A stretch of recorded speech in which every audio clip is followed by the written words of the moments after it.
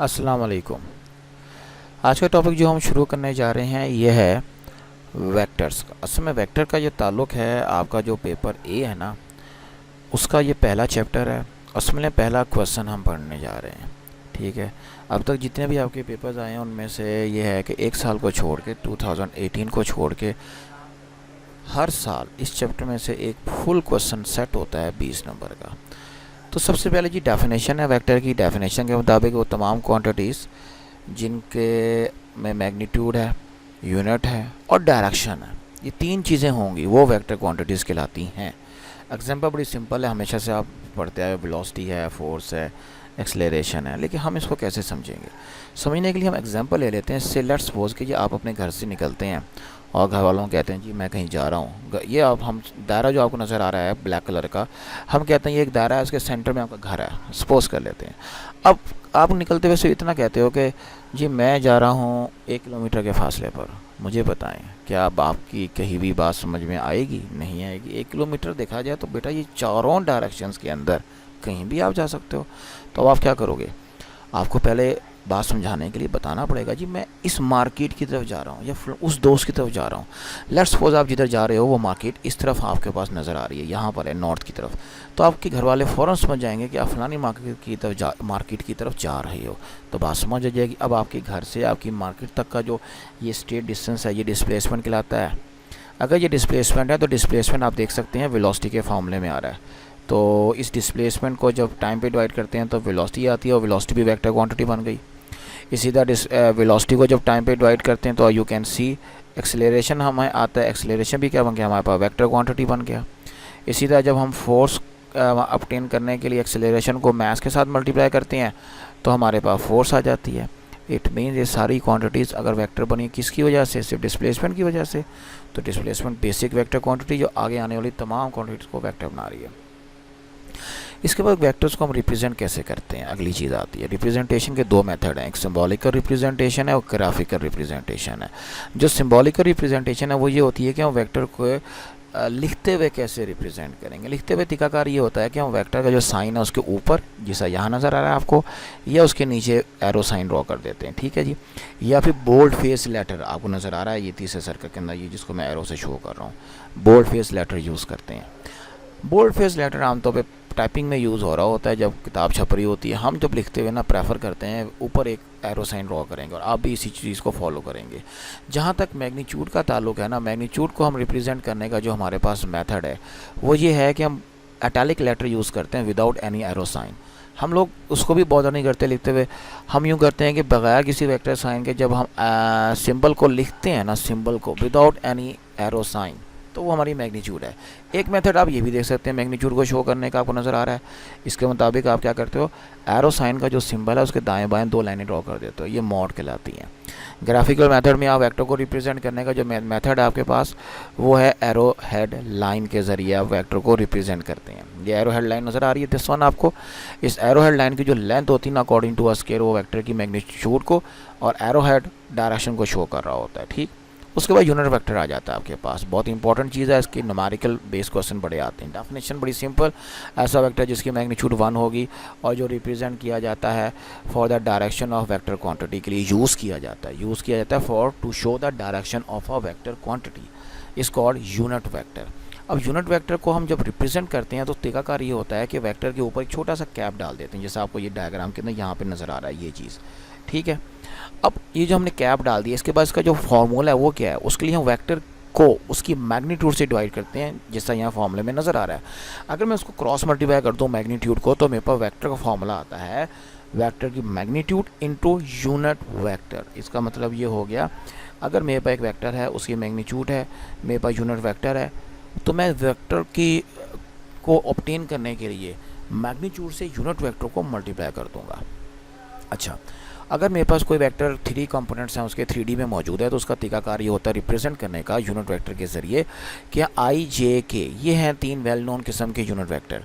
एक I unit vector नज़र आ रहा है, एक्स एक्सिस को शो करता है, जे वाई एक्सिस की डायरेक्शन को, के जी एक्सिस की डायरेक्शन को। इसके साथ जो कोफिशिएंट्स हैं ना, ये 3 कंपोनेंट्स हैं along x axis, y axis और जी एक्सिस। जैसा ये डायग्राम में आपको नज़र आ रहे हैं, 3 एक्सिस हैं, आई जे को उनको रिप्रेजेंट कर रहे हैं।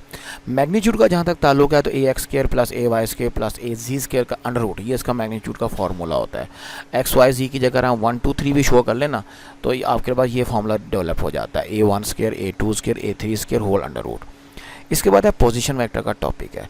पोजीशन वेक्टर आपके पास एक ऐसा सिंगल वेक्टर होता है जो किसी भी पॉइंट की location in the coordinate plane वाज़े करता है। जिसका मिसाल के तो भाई एग्जाम डायग्राम है आपके पास, इस डायग्राम में ये एक पॉइंट बना हुआ है, ये जिसको मैं टिक कर रहा हूँ छोटा सा। अब ये पॉइंट वैसे अगर बना होता ना तो हमें नहीं पता लग रहा था किस एक्सिस के नज़दीक है या दूर है, ठीक है। इसको मैं अभी फौरी तौर पे इस डायग्राम के ज़रिए आपको यहाँ पे समझा सकता हूँ कि जैसा ये आपके पास लेट्स सपोज एक्स एक्सिस और वाई एक्सिस, एक पॉइंट आपका यहाँ बना हुआ है और एक पॉइंट यहाँ बना हुआ है, लेट्स सपोज हम सपोज कर लेते हैं, ठीक है। अब मैं इसको रिप्रेजेंट करने जा रहा हूँ बाय अ पोजीशन वेक्टर। ये जी मेरा पोजीशन वेक्टर मैं ड्रॉ किया। अब गौर से देखें, ये पोजीशन वेक्टर जब मैं यहाँ यूँ ड्रॉ करूँगा तो मुझे फ़ौरन पता लगेगा ये जो वेक्टर है, ये जो पॉइंट है, ये क्लोज टू एक्स एक्सिस है। ये जो पॉइंट मेरे पास सेंटर में एक छोटा सा मैंने ड्रॉ किया हुआ है, ये तकरीबन सेंटर में है लेकिन अभी भी नज़र आ रहा है थोड़ा सा वाई एक्सिस के नज़दीक है। ये वो पॉइंट है जो वैसे आप अंदाज़ा लगाओ तो नहीं पता लगेगा, लेकिन ये पोजीशन वेक्टर हमें बताता है। आप एंगल देख सकते हैं नीचे, वाई एक्सिस तो एंगल इसका कम है और एक्स एक्सिस की तो ज़्यादा, और ये तो बड़ा वाज़े नज़र आ रहा है कि वाई एक्सिस के नज़दीक है और एक्स एक्सिस से दूर है। इस तरह हम वेक्टर को के ज़रिए, जिस वेक्टर के ज़रिए किसी पॉइंट की पोजीशन को लोकेट कर लेना, वो पोजीशन वेक्टर कहलाएगा। इसको रिप्रेजेंट करते हैं आर के साथ, एक्स आई वाई जे इसके कंपोनेंट हैं इन 2D में, और मैग्नीट्यूड होगी under root x square y plus y square. जहाँ तक डायरेक्शन का ताल्लुक है तो tan inverse y over x का मशहूर मारूफ फार्मूला यूज़ किया जाता है। अच्छा, अगर आप चले जाते हैं 3D के अंदर तो एक्स आई वाई जे जी के बन जाएगा और इसकी magnitude x square y square z square under root पहले की तरह आएगा। अगर ये 3D में आपका वेक्टर है तो उसका एक्स एक्सिस के साथ एंगल अल्फ़ा हम रिप्रेजेंट करते हैं, वाई के साथ बीटा और जी के साथ गैमा। ये जो 3 एंगल हैं इन्हें हम नाम देते हैं डायरेक्शन एंगल्स का नाम देते हैं। अगर हम तीनों एंगल का कोसाइन ले लें तो ये बन जाएगा डायरेक्शन कोसाइन, कॉस अल्फ़ा, ये नज़र आ रहा है आपको, कॉस बीटा और कॉस गैमा। LMN स्मॉल सिंग को रिप्रेजेंट करें तो एक प्रॉपर्टी है जो पेपर में आई है 2007 के पेपर में, कि cos square alpha plus cos square beta plus cos square gamma का जो टोटल सम का आंसर है ना, ये 1 के बराबर होता है, दिस वन। और L square M square plus N square is equal to 1, या यूँ कर दो या ऊपर वाले तरीके से रिप्रेजेंट कर दो, कोई एक अंदाज से ये पेपर में पूछा जा सकता है। हमने एक वेक्टर लेट कर लिया ये वाला, जिसके 3 कंपोनेंट है एक्स वाई जी। आप 1 2 3 के हिसाब से भी चल सकते हो। इसका जो एक्स कंपोनेंट है या प्रोजेक्शन है वो ए का जो है वो आएगा a cos of alpha x axis के लॉन्ग। यहाँ से ए को जाके आप डिवाइड कर दें उस साइड पर ए एक्स के नीचे, तो ये बनेगा a x over a is equal to cos of alpha. Similarly a y over a cos of beta और a z over a cos of gamma. अब ये क्या चीज़ें हैं? ये तीनों प्रोजेक्शन हैं वेक्टर ए के along x axis, y axis और जी एक्सिस। एक बात सुन लो, प्रोजेक्शन किसे कहते हैं। लेट्स सपोज ये एक्स वाई एक्सिस आपको नज़र आ रहे हैं, ये वेक्टर ए नज़र आ रहा है, इसका एंगल फाई नज़र आ रहा है। अगर ऊपर से लाइट पड़ रही हो और ये वेक्टर नहीं एक रॉड है, तो नीचे ये जो ग्रीन कलर का आपको लाइन नज़र आ रही है, ये इस रॉड का साया यानी शेडो है। अगर ये शेडो है, इसी को हम बोलेंगे इसका एक्स कंपोनेंट, और इसी को बोलेंगे इसका प्रोजेक्शन, और इसी को बोलेंगे इसका स्केलर प्रोजेक्शन नाम लेंगे, स्केलर प्रोजेक्शन लेंगे इसका नाम। अब ये जो स्केलर प्रोजेक्शन है सिर्फ एक्स एक्सिस के लॉन्ग नहीं हो सकता, ये वाई के लॉन्ग भी होगा, ये जी के लॉन्ग भी होगा। फ़र्क ये है, अब आप कहोगे ये वाई के लॉन्ग तो साइन थीटा का कंपोनेंट होता है, ओ भाई वो अलग चीज़ है, वो भी प्रोजेक्शन होता है अलॉन्ग वाई एक्सिस, ठीक है, वाई कंपोनेंट हम उसे कहते हैं। लेकिन जब हम स्केलर प्रोजेक्शन की बात करते हैं तो ये वो कंपोनेंट है जिसका एंगल हम कॉस लेंगे। अल्फ़ा बीटा गैमा 3 एंगल है ना, तो एक्स के साथ आएगा a cos of alpha, Y के साथ आएगा ए कॉस ऑफ बीटा और जी के साथ आएगा ए कॉस ऑफ गैमा। ये तीनों आपको यहाँ नज़र आ रहे हैं इस जगह पर, ये तीनों के तीनों। अब वेक्टर का यूनिट वेक्टर कैसे निकालते हैं? वेक्टर को उसकी मैग्नीट्यूड से डिवाइड करते हैं। ये वेक्टर है ऊपर, ये नीचे मैग्नीट्यूड से हमने डिवाइड कर दिया, अलग अलग किया तीनों को, ये यूनिट वेक्टर आ गया, ठीक है। इसकी मैग्नीट्यूड का फार्मूला होगा तीनों आई जे के कोफिशिएंट का स्क्वायर का सम होल अंडर रूट।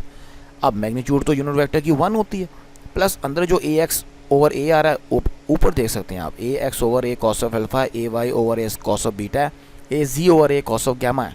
ये तीनों चीज़ें यहाँ पे आपको नज़र आ रही हैं, ठीक है जी। अब आप क्या करोगे, यहाँ पर ये तीनों चीज़ें, ये और ये, इनकी जगह cos alpha, cos beta, cos gamma लगाओगे। ये देखो, ये कॉस अल्फ़ा लगाया, ये कॉस बीटा लगाया आपने, और ये कॉस गामा लगाया।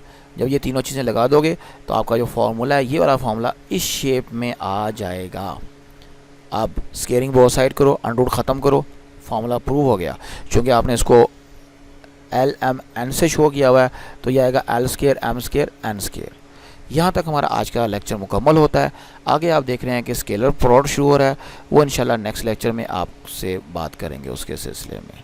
ओके जी, अल्लाह हाफिज़, अपना ख्याल।